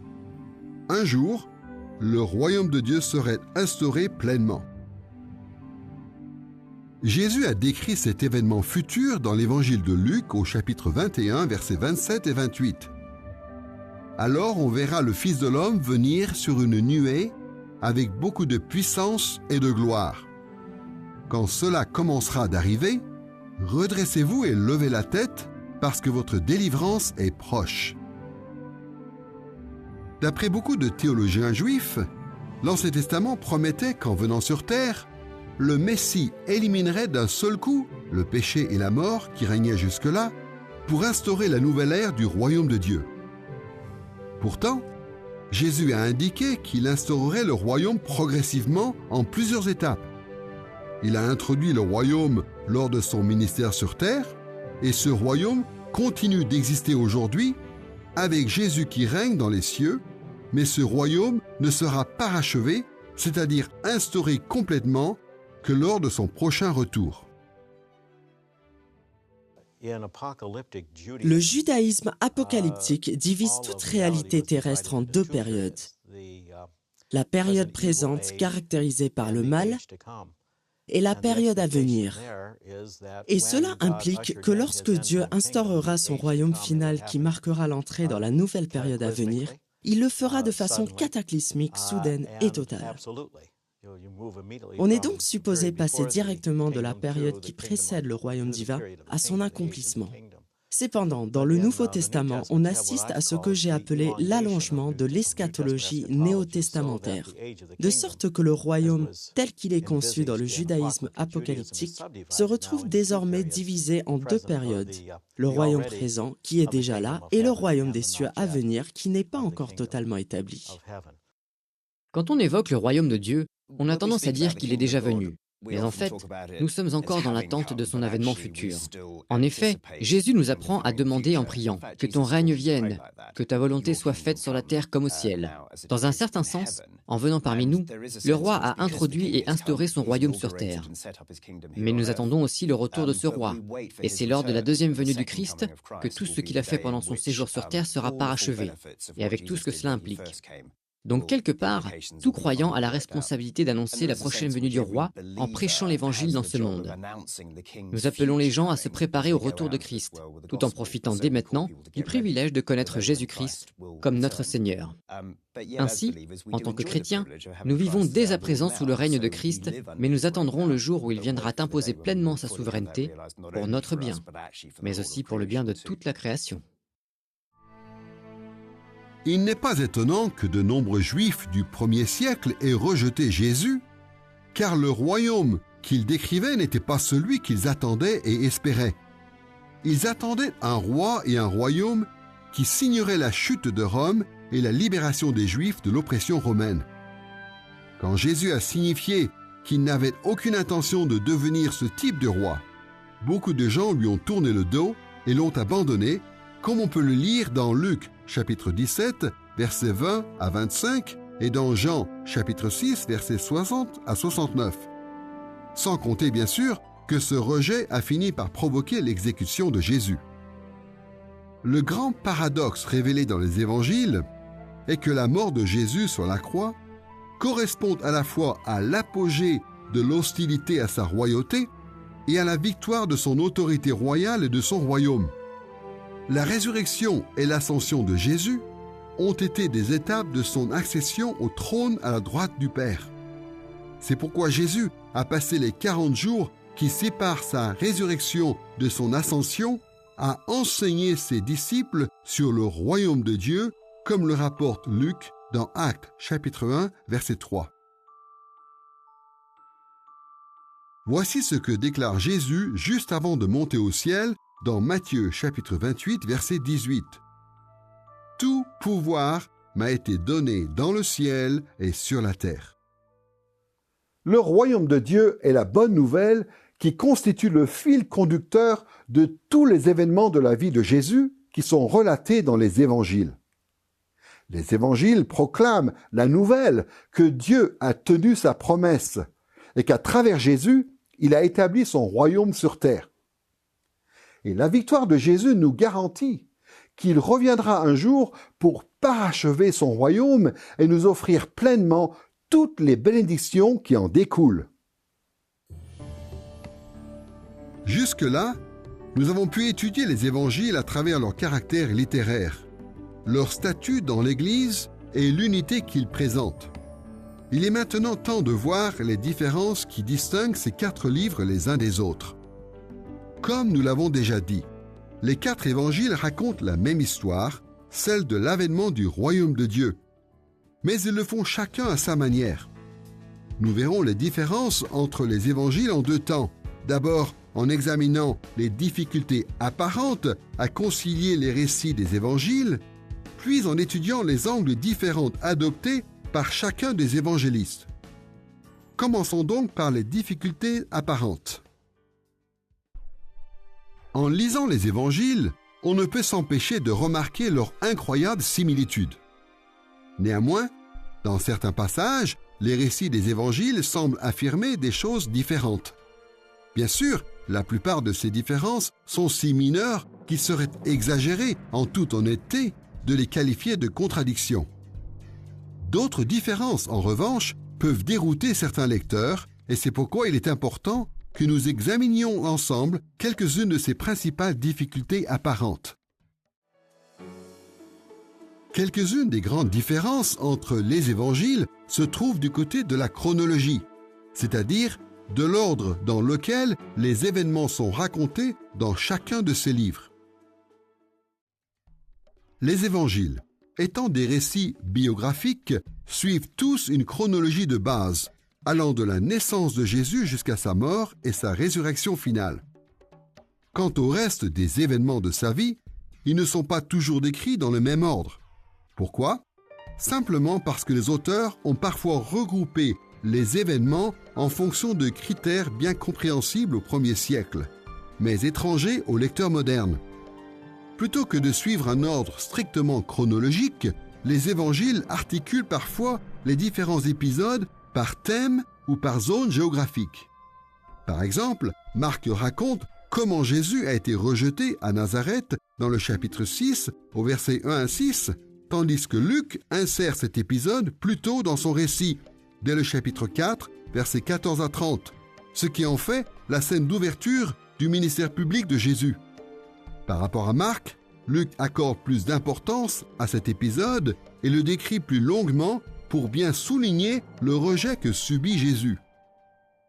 La priorité des évangélistes n'était pas tant de relater le ministère de Jésus dans l'ordre chronologique que de transmettre clairement le message de l'avènement du royaume de Dieu et présenter les enseignements et les œuvres de leur maître. Deuxième type de différence, les omissions de certains faits dans un ou plusieurs évangiles. Par exemple, l'évangile de Jean ne mentionne pas l'institution de la Sainte Seine. Les omissions, comme celle-ci, peuvent s'expliquer de plusieurs manières. Elles peuvent être dictées par les angles d'approche différents des évangélistes ou encore par leur décision de ne pas répéter les informations qui figuraient déjà dans les évangiles existants au moment de la rédaction. Quoi qu'il en soit, les omissions ne sont pas synonymes de désaccord entre les 4 auteurs, ni de contradiction entre les évangiles. Prenez une conversation entre plusieurs personnes. Chaque interlocuteur qui prend la parole ne se sent nullement obligé de répéter tout ce que les autres ont déjà dit, mais cherchera plutôt à compléter les propos des autres en exposant son point de vue unique, en rajoutant peut-être quelques nouveaux détails ou en mettant l'accent sur d'autres aspects. Il arrive que la Bible fasse délibérément l'impasse sur certaines informations. Par exemple, dans 2 Chroniques, chapitre 9, verset 29, le rédacteur déclare expressément qu'il passe sur le détail déjà rapporté par d'autres. Le même cas de figure se présente au moins à 3 reprises dans 2 Chroniques et d'autres exemples figurent dans 1 et 2 Rois. Il ne faut donc pas s'étonner que l'un des auteurs des évangiles omette des faits importants déjà cités par un autre. La troisième difficulté apparente assez commune relève de la ressemblance entre des événements différents qui se sont produits pendant le ministère de Jésus. En d'autres termes, si les évangiles semblent parfois décrire le même épisode de 2 manières différentes, il se peut qu'ils racontent en fait 2 événements bien distincts. Il est important de se rappeler que Jésus était un prédicateur itinérant et qu'il se déplaçait donc beaucoup. Il a réalisé des miracles similaires à plusieurs endroits, notamment en guérissant des aveugles et des boiteux. Et bien sûr, il a dû répondre à des questions et des préoccupations semblables un nombre incalculable de fois. D'autre part, les gens ont pu avoir le même type de réaction face à Jésus, malgré des circonstances différentes. Prenons par exemple les épisodes où Jésus est oint de parfum dans Luc chapitre 7, versets 36 à 50 et dans Marc chapitre 14, versets 3 à 9. Dans Luc, Jésus se trouve dans la maison d'un pharisien, tandis que dans Marc, il est chez Simon le lépreux. Ce que nous avons là sont 2 récits de 2 événements différents, et non 2 récits contradictoires d'un seul et même événement. La 4e difficulté apparente découle de la confusion entre des discours différents au contenu semblable. L'un des exemples les plus connus en la matière est le Sermon sur la montagne, retranscrit dans Matthieu chapitre 5, verset 1, jusqu'au chapitre 7, verset 29, et les enseignements similaires que l'on retrouve dans Luc chapitre 6, versets 17 à 49. Dans Matthieu chapitre 5, verset 1, on lit que Jésus a parlé sur une montagne. Mais Luc précise, au chapitre 6, verset 17, que cela s'est passé sur un plateau. Il existe au moins 3 explications plausibles. Premièrement, il se peut que Matthieu et Luc parlent du même sermon, prononcé au même moment et au même endroit. Au sud-est, la mer de Galilée n'est pas bordée de falaises escarpées, mais d'un paysage vallonné avec des collines qui descendent doucement dans l'eau. Cette région d'altitude est aussi parsemée de nombreuses petites zones relativement plates. Il est donc possible que le même cadre soit décrit comme une montagne par Matthieu et comme un plateau par Luc. Deuxièmement, nous pourrions être face à un exemple de discours composé, une pratique ancestrale consistant à rassembler dans un seul sermon des bribes de discours prononcés à plusieurs occasions différentes. Des historiens de l'Antiquité ont eu recours à cette technique sans que cela ne remette en cause l'intégrité ou la fiabilité des informations rapportées. Troisièmement, il est aussi possible que Jésus ait prêché 2 sermons très semblables à 2 occasions différentes dans 2 cadres différents, l'un sur une montagne et l'autre sur un plateau. La nature même du ministère de Jésus laisse raisonnablement penser qu'il a dû répéter un grand nombre de ses enseignements à ceux qui ne les connaissaient pas encore. En voyant que les points de discordance entre les évangiles peuvent être harmonisés de diverses manières, nous sommes assurés que les 4 évangélistes rendent un témoignage fidèle d'une seule voix de la vie et du ministère de Jésus. Certes, il y a des divergences apparentes dans quelques détails, mais toutes ces divergences trouvent aussi des explications plausibles. Et en découvrant que Jésus a enseigné la même chose à différentes occasions, on peut y voir un signe de cohérence dans son ministère et dans son message, ainsi que des exemples variés qui nous aident à appliquer son enseignement dans nos vies. Nous avons commencé par aborder les différences entre les évangiles en nous interrogeant sur les difficultés apparentes posées par les 4 récits. Maintenant, poursuivons notre exploration à travers les angles différents adoptés par les évangélistes. Chaque évangile a été écrit par une personne avec des points de vue et des préoccupations uniques. Ces préoccupations transparaissent dans son récit de la vie et du ministère de Jésus, et c'est aussi ce qui fait la diversité des évangiles. Puisque chacun des 4 évangiles est inspiré par le Saint-Esprit, nous pouvons être sûrs que ces livres ne contiennent pas d'erreurs et ne se contredisent pas entre eux. Mais cela n'exclut pas pour autant les différences. Le Saint-Esprit a utilisé la personnalité, les intérêts et l'expérience religieuse de chaque évangéliste pour faire naître ces différences. Et si nous voulons profiter pleinement de ces richesses offertes par le Saint-Esprit, nous pouvons lire les évangiles en tenant compte des approches particulières de chacun de leurs auteurs. Combien de fois avez-vous entendu plusieurs personnes présenter la même réalité de manière différente? Il suffit de regarder jouer de jeunes enfants pour voir comment un événement peut être interprété de façon différente, mais non contradictoire. Chaque enfant aborde un jeu sous un angle unique. Ce n'est qu'en les entendant décrire tour à tour le jeu auquel ils ont participé que l'on peut s'en faire une idée précise. L'un sera sensible aux couleurs des jouets, un autre sera plus intéressé par les bruits et les sons, un autre encore décrira avec plaisir comment il courait dans tous les sens. Ces différentes perspectives ne sont pas contradictoires, mais elles révèlent que chaque enfant s'est intéressé davantage à un aspect particulier du jeu. De même, les intérêts et les préoccupations de chaque évangéliste l'ont influencé dans la rédaction de son évangile. Il n'y a pas 2 récits exactement identiques. Les 4 évangiles décrivent bien le même Jésus, mais ils le font sous différents angles, en accentuant aussi différents aspects de son ministère. Nous avons 4 évangiles, mais un seul Jésus. Comment expliquer ça? Eh bien, tout d'abord, il faut reconnaître aux premiers chrétiens l'intelligence d'avoir compris qu'un personnage historique aussi complexe que Jésus ne pouvait pas se résumer en un seul portrait. Les évangiles s'apparentent à des portraits et dans chacun des évangiles canoniques, on reconnaît bien Jésus. Néanmoins, son personnage se dessine à travers des événements divers, racontés de points de vue variés. Par exemple, l'évangile de Jean ne rapporte presque aucune parabole ni aucun exorcisme. Chez Marc, au contraire, Jésus se distingue par son utilisation des paraboles et au début du livre de Marc, le miracle de Jésus le plus courant est l'exorcisme. Voilà donc 2 portraits différents qui dépeignent pourtant le même Jésus. De plus, chaque auteur des évangiles a une vision légèrement différente de Jésus. Pas dans le sens où l'un voit en lui le Fils de Dieu et pas l'autre, mais dans la mesure où ils adoptent tous une stratégie différente pour montrer que Jésus était à la fois le Messie attendu par les Juifs et le Sauveur du monde.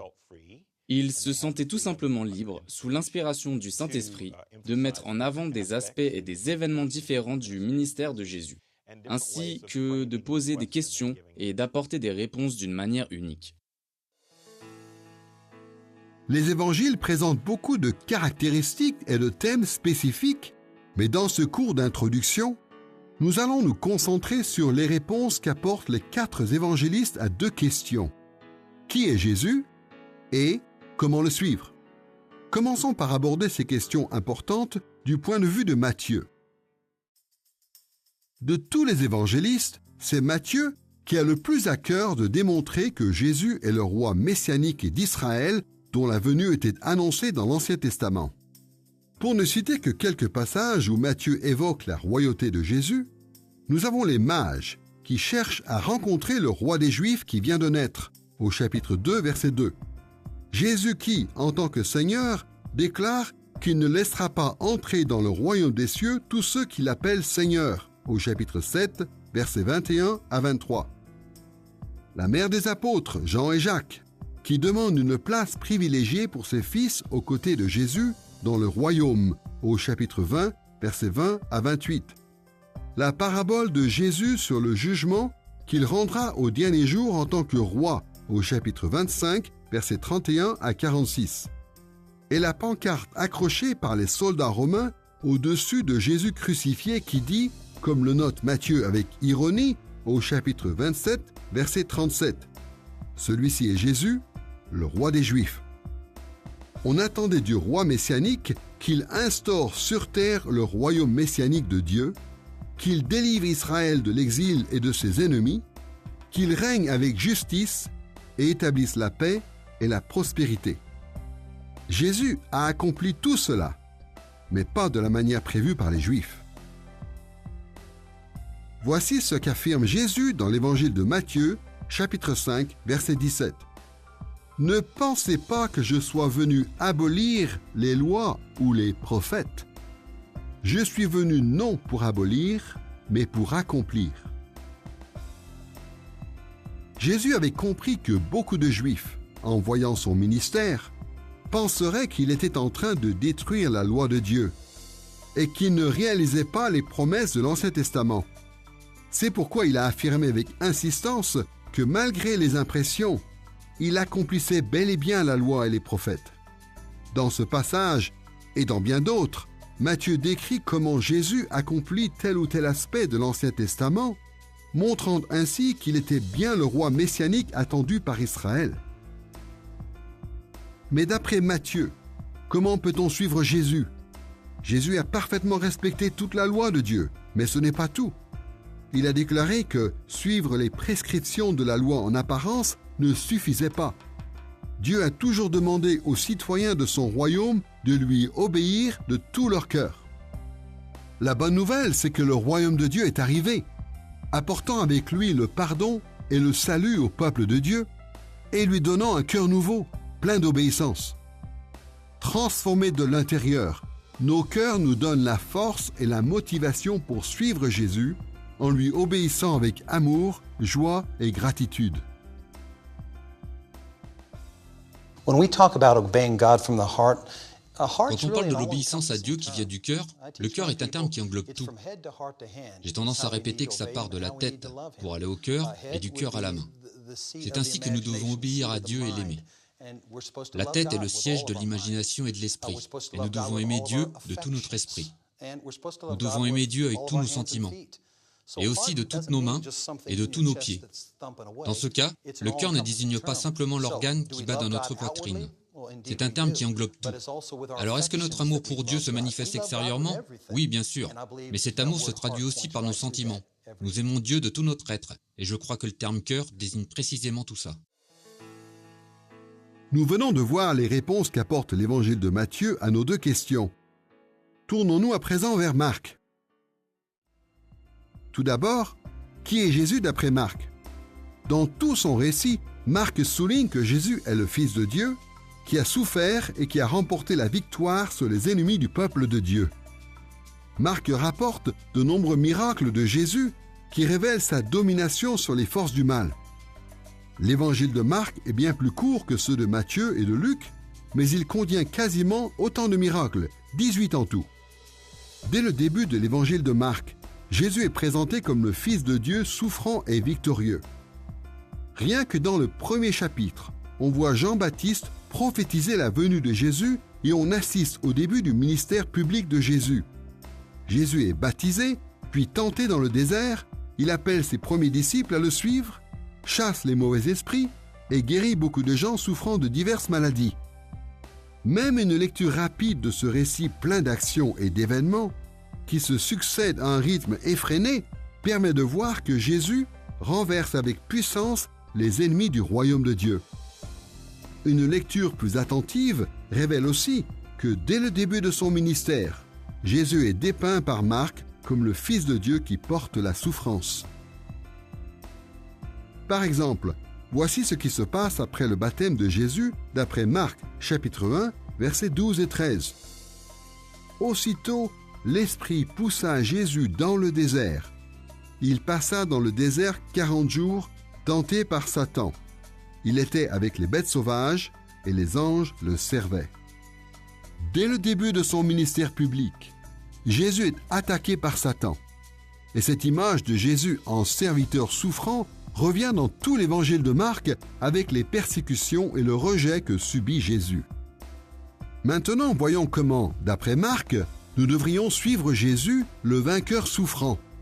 D'un côté, Marc ne présente pas la vie chrétienne comme un fleuve tranquille.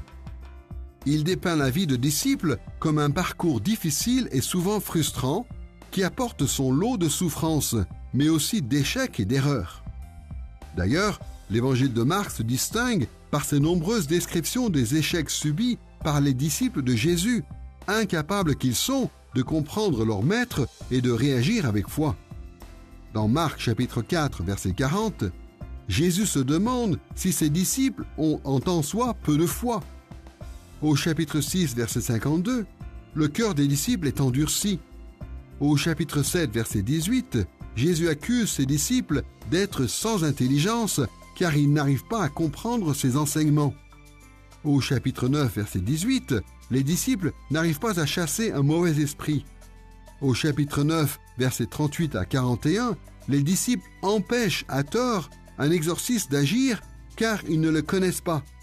Et enfin, au chapitre 14, l'un des disciples trahit Jésus en le livrant aux autorités, un autre renie Jésus en ayant tout lien avec lui, tandis que tous les autres l'abandonnent. L'angle adopté par Marc dans son évangile nous apprend deux choses sur ce qui nous attend en suivant Jésus. Premièrement, tout comme ses disciples, nous ne comprendrons pas toujours Jésus. Il y a d'ailleurs de fortes chances pour que nous interprétions mal beaucoup de passages de la Bible. Nous devons donc tous faire preuve d'humilité et reconnaître qu'il nous reste beaucoup à apprendre. Dans cette optique, nous devons recevoir les enseignements bibliques avec foi, conscients que la parole de Dieu exprime la vérité, même si elle peut nous sembler bizarre ou en désaccord avec nos opinions. Deuxièmement, les difficultés et les souffrances sont inévitables dans la vie de tout chrétien. Nous allons faire face à de nombreux dangers et tentations d'abandonner Jésus. Voici ce que dit Jésus dans l'évangile de Marc au chapitre 8, versets 34 et 35. « Si quelqu'un veut me suivre, qu'il renonce à lui-même, qu'il se charge de sa croix et qu'il me suive. En effet, celui qui est préoccupé de sauver sa vie la perdra, mais celui qui perdra sa vie à cause de moi et de l'Évangile la sauvera. » Jésus a enseigné que nous devons être fidèles dans nos engagements envers lui. Nous devons être prêts à souffrir comme il a souffert, et prêts à résister aux tentations et aux attaques spirituelles. Mais remarquez une autre vérité qu'impliquent ces versets. Jésus n'est pas seulement le Fils de Dieu qui souffre, il est aussi le Fils de Dieu qui triomphe. En fait, il triomphe parce qu'il a souffert la mort. Et si nous le suivons fidèlement en souffrant pour son royaume, nous serons récompensés par la vie éternelle. Dans la souffrance, nous sommes ramenés vers ce qui est vraiment important, car la douleur nous fait réaliser qu'il y a quelque chose au-delà, quelque chose qui donne du sens à notre vie. Et nous comprenons alors que nous continuons de faire confiance à Dieu dans cette épreuve, car nous savons qu'en Christ, nous avons quelque chose de plus important que notre confort, notre sécurité, notre bonheur et les gens que nous aimons. Jésus est venu sur terre comme un serviteur souffrant. Et toute personne qui veut suivre Jésus doit être prête à affronter de grandes souffrances. C'est tellement un trait inhérent de Jésus qu'en étant placé dans ce monde plein de souffrances, si nous voulons participer au ministère de Jésus, nous devons nous aussi laisser à la souffrance une grande place dans notre vie. Pas seulement notre propre souffrance, mais aussi celle des autres, en pleurant avec ceux qui pleurent et en accueillant la douleur de notre vie pour la partager et les servir dans ces situations difficiles. Et quand nous vivons dans ce monde, en nous préparant à la souffrance et en reconnaissant que c'est une des principales façons de servir selon la volonté de Dieu et en suivant Christ, nous commençons à comprendre le cœur de Dieu. Et c'est alors que Dieu nous purifie. Car ces souffrances nous affermissent. En nous affermissant, nous gagnons en espérance. Et l'espérance produit à son tour la persévérance. Alors, nous voyons Dieu à l'œuvre, ce qui nous purifie tout au long de notre vie, aussi bien dans les souffrances, si ce n'est plus, que dans toutes les autres circonstances. Gardons à l'esprit ce que nous avons appris sur les évangiles de Matthieu et de Marc, et voyons maintenant les réponses de Luc aux deux questions qui nous intéressent. À la question « Qui est Jésus ?»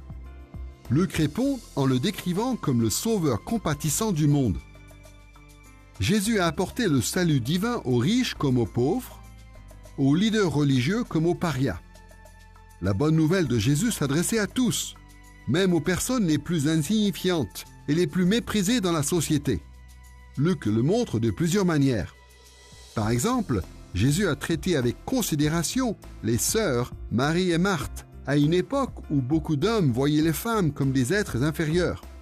Luc rapporte dans son évangile de nombreux récits et paraboles qui présentent des femmes, des malades, des handicapés et même des non-juifs comme des exemples à suivre au comportement louable. Jésus a fait l'éloge de la veuve qui a donné le peu d'argent qu'elle avait au temple. Luc a aussi relaté l'histoire de Zachée, le collecteur d'impôts, méprisé de ses concitoyens, mais qui a répondu à l'appel de Jésus de manière exemplaire. À de multiples endroits, l'évangéliste montre la compassion de Jésus pour ceux qui sont rejetés et négligés par la société. Voici l'un des nombreux exemples que l'on trouve dans Luc au chapitre 7, versets 12 à 16. Comme Jésus arrivait à la porte de la ville, il rencontra un convoi funèbre. On enterrait le fils unique d'une veuve. Le Seigneur vit la veuve, et fut pris de pitié pour elle. Il lui dit « Ne pleure pas ». Puis il s'approcha de la civière et posa sa main sur elle. Les porteurs s'arrêtèrent. « Jeune homme, dit-il, je te l'ordonne, lève-toi. » Le mort se redressa, s'assit et se mit à parler. Jésus le rendit à sa mère. Saisi d'une profonde crainte, tous les assistants louaient Dieu et disaient « Un grand prophète est apparu parmi nous. » Et ils ajoutaient « Dieu est venu prendre soin de son peuple. » Dans le monde romain du 1er siècle, une veuve qui perdait son fils unique n'avait presque plus aucun moyen de subsistance et peu de chances de trouver du travail. En soulignant la compassion de Jésus pour cette femme, Luc montre que l'œuvre de salut qu'accomplit Jésus est aussi destinée aux pauvres et aux démunis. D'ailleurs, quand Jésus se met au service des faibles et des malheureux, les témoins de ce miracle eux-mêmes y voient le signe que Dieu était venu prendre soin de son peuple. Voyons maintenant la réponse de Luc à la question « Comment suivre Jésus ?» Tout d'abord, en restant dans l'esprit de Luc qui se préoccupait beaucoup des pauvres, nous pouvons montrer de la compassion aux autres. Nous devons prendre soin des pauvres et faire de notre mieux pour répondre à leurs besoins. Nous devrions être prêts à faire don de ce que nous avons, de nourriture, d'argent, mais aussi de notre temps pour les aider. D'ailleurs, Dieu envoie souvent des chrétiens charitables en réponse aux prières des nécessiteux. Jésus ordonne, dans Luc chapitre 12, verset 33, « Vendez ce que vous possédez et donnez-le en aumône. Faites-vous des bourses qui ne s'usent pas, un trésor inépuisable dans les cieux, où il n'y a pas de voleurs qui approchent, ni de mythes qui détruisent. » En suivant fidèlement Jésus, en prenant soin de ses enfants, nous obtenons en retour un héritage éternel. Une autre façon de suivre Jésus est de garder l'assurance que Dieu pourvoira aussi à nos besoins. Voici ce que déclare Jésus dans Luc chapitre 12, versets 22 à 31. « Ne vous inquiétez pas pour votre vie de ce que vous mangerez, ni pour votre corps de quoi vous serez vêtus. Et vous ne cherchez pas ce que vous mangerez, ni ce que vous boirez, et ne vous tourmentez pas. Cherchez plutôt le royaume de Dieu, et cela vous sera donné par surcroît. » En tant que citoyens du royaume de Dieu, nous pouvons être sûrs que Jésus-Christ, notre puissant roi, prendra soin de nous et satisfera nos besoins. Et en mettant l'accent sur la confiance en notre Sauveur, Luc évoque aussi deux autres thèmes qui lui sont chers, la paix et la joie. Voici par exemple ce que proclame l'ange au début de l'évangile de Luc au chapitre 2, versets 10 à 14. « Je vous annonce la bonne nouvelle d'une grande joie. Gloire à Dieu dans les lieux très hauts et paix sur la terre. » 22 chapitres plus loin, Luc conclut son évangile de la même façon qu'il l'a commencé. L'histoire se termine sur les disciples de Jésus qui goûte à la joie annoncée par l'ange au chapitre 2. À 3 reprises au chapitre 20 de l'évangile de Jean, Jésus dit « Que la paix soit avec vous ». Et je ne crois pas que ça soit juste sa façon de saluer les disciples. Je crois qu'il affirme ainsi le fondement de la réalité. En disant ça, voilà ce qu'il dit. Vous venez de subir d'atroces souffrances. Vous avez perdu un être cher. Vous n'auriez jamais pensé que j'allais revenir. Et vous allez bientôt vivre sous la dictature romaine. Vous avez connu l'oppression, mais vous subirez des épreuves bien pires encore. Alors, je veux que vous sachiez que je suis là et que je vous apporte une paix profonde. Je suis votre joie. Alors, peu importe ce qui arrive, quelles que soient les choses que vous vivrez dans la vie publique ou au fond de vous, si vous me connaissez, vous aurez le fondement d'une paix authentique. Le terme biblique est shalom, qui désigne cette souveraineté totale de Dieu, qui règne avec justice en toutes circonstances. Et je vous apporte la joie. Je ne suis pas là seulement pour vous apaiser. Je suis là pour vous offrir une joie réelle, qui n'est pas une pure émotion, mais qui est une joie qui vient de l'assurance que le monde entier est sous mon contrôle, et que je ne laisserai rien vous arriver sans l'avoir vaincu auparavant, dit Jésus. J'aime la vision de Paul dans le passage qui parle des fruits de l'esprit. Il dit que quand le Saint-Esprit remplit la vie d'un chrétien, il apporte l'amour. Et juste après vient la joie. Personnellement, je crois que l'amour et la joie sont inséparables. Bien sûr, Paul mentionne aussi 6 autres fruits de l'Esprit, mais l'essentiel, c'est que quand l'amour de Dieu se répand dans mon cœur, ma vie n'est plus dictée par ma propre conception de la réalité, qui serait sans doute plutôt cynique, pessimiste et négative. Non, en présence de Jésus, je ne peux qu'être en paix. Il a apporté la puissance de la résurrection dans ma vie. Alors, j'ai la joie et j'ai l'espérance, car je sais qu'en Jésus, il n'y a pas de défaite possible. Rien ne peut aller de travers. Il remet tout en ordre, entièrement et harmonieusement. Et voici comment Luc conclut son évangile au chapitre 24, versets 52 et 53. Quant à eux, après l'avoir adoré, ils retournèrent à Jérusalem remplis d'une grande joie. Ils étaient constamment dans le temple, louant et bénissant Dieu. D'après l'évangile de Luc, suivre Jésus, c'est se réjouir de notre salut et de toutes les bénédictions divines en nous appuyant sur lui dans la paix, en lui faisant confiance pour répondre à tous nos besoins et en étant prêts à être des outils de Dieu pour transmettre ces mêmes bénédictions aux autres. Après Matthieu, Marc et Luc, voyons maintenant comment Jean répond à sa manière aux questions de qui est Jésus et comment le suivre. Dans son évangile, Jean présente Jésus comme le Fils de Dieu qui accomplit le plan de salut éternel.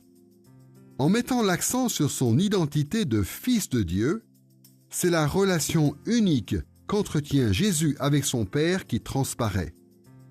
Jésus est la révélation parfaite de son Père et il est le seul à pouvoir offrir la vie éternelle à tous ceux qui croient en lui.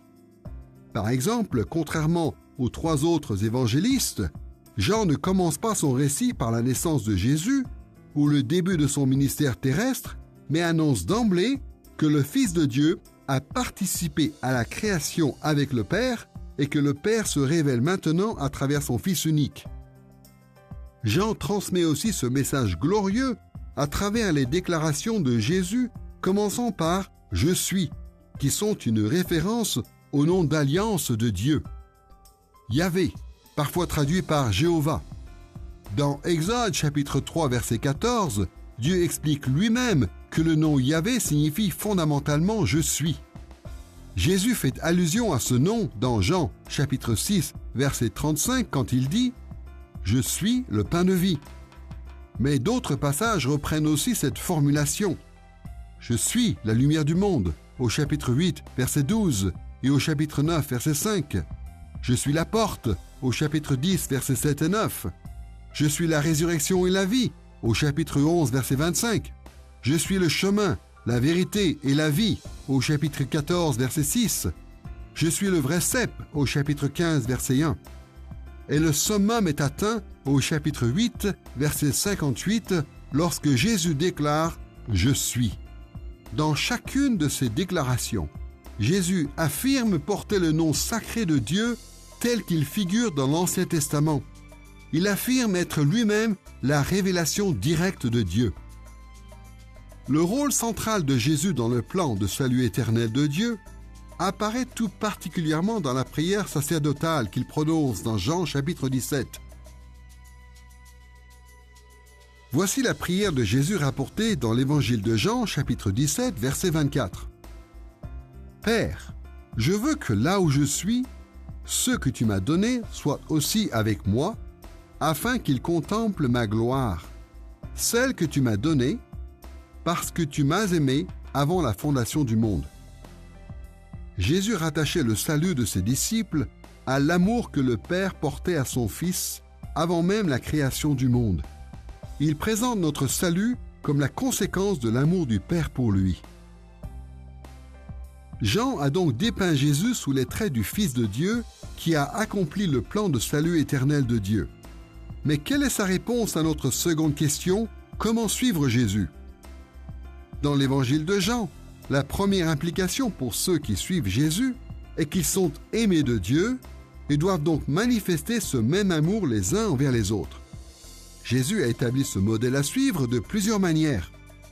Par exemple, dans Jean chapitre 17, versets 23 et 26, il évoque l'amour éternel du Père pour le Fils, qui est le fondement même du plan de salut éternel réalisé par Jésus. Il est donc logique que dans l'évangile de Jean, le rôle du disciple soit marqué par l'amour. Jésus n'affirme rien d'autre en s'adressant à ceux qui le suivent dans Jean, chapitre 13, versets 34 et 35. « Aimez-vous les uns les autres. Comme je vous ai aimé, vous aussi, aimez-vous les uns les autres. À ceci, tous connaîtront que vous êtes mes disciples, si vous avez de l'amour les uns pour les autres. » D'après Jean, nous suivons Jésus en nous aimant les uns les autres, imitant son amour pour nous. Dans ce sens, la vie de disciple prend sa source et se poursuit dans l'amour. C'est l'amour de Dieu qui nous pousse à suivre son Fils. Et nous prouvons que nous sommes des disciples du Christ lorsque l'amour de Dieu s'exprime en nous à travers notre amour pour les autres. Cela nous aide à comprendre pourquoi, dans tout son évangile, Jean se désigne comme le disciple que Jésus aimait et non comme le disciple qui aimait. Il savait que sa capacité à aimer les autres venait de l'amour profond que Jésus a manifesté pour lui. Les disciples de Jésus sont aimés en premier et ensuite ils sont appelés à s'aimer les uns les autres. Certains se demandent si les caractéristiques uniques de chaque évangile, qui font aussi leur différence, ne créent pas d'une certaine façon une incompatibilité, et s'ils ne sont pas un signe de contradiction entre ces 4 récits. Mais je ne suis pas du tout de cet avis. D'après moi, les 4 évangiles nous offrent 4 perspectives compatibles de la vie de Jésus. L'unité de ces 4 livres tient à leur sujet commun. L'homme qui est le Dieu incarné venu dans le monde pour sauver les hommes du péché et de la mort. Chaque évangile dépeint Jésus sous un angle différent à travers des détails particuliers de sa vie. Mais les messages et les points de vue des 4 évangélistes ne sont pas contradictoires, ils sont compatibles. Dans cette leçon, nous avons commencé à étudier les évangiles en examinant leur caractère littéraire pour arriver à la conclusion qu'il s'agit de récits historiques fiables. Nous avons aussi réfléchi à leur statut dans l'Église et avons vu qu'ils ont leur place légitime dans le Nouveau Testament. Et pour finir, nous avons comparé les 4 évangiles entre eux pour en déduire qu'ils racontent tous la même histoire, celle du royaume de Dieu, même si chacun dépeint Jésus et la vie de disciple sous un angle original. Bien comprendre les évangiles est essentiel pour tout chrétien. Après tout, nous confions toute notre vie d'aujourd'hui, ainsi que notre futur, entre les mains d'un Jésus que nous n'avons jamais rencontré face à face. Tout ce que nous savons de lui nous est rapporté dans sa parole, et tout particulièrement dans les évangiles. Alors j'espère que ce que nous avons appris dans cette première leçon nous aidera à explorer davantage les 4 évangiles, ceci afin de mieux comprendre ce que le message de chaque évangéliste veut apporter à notre foi et à notre vie.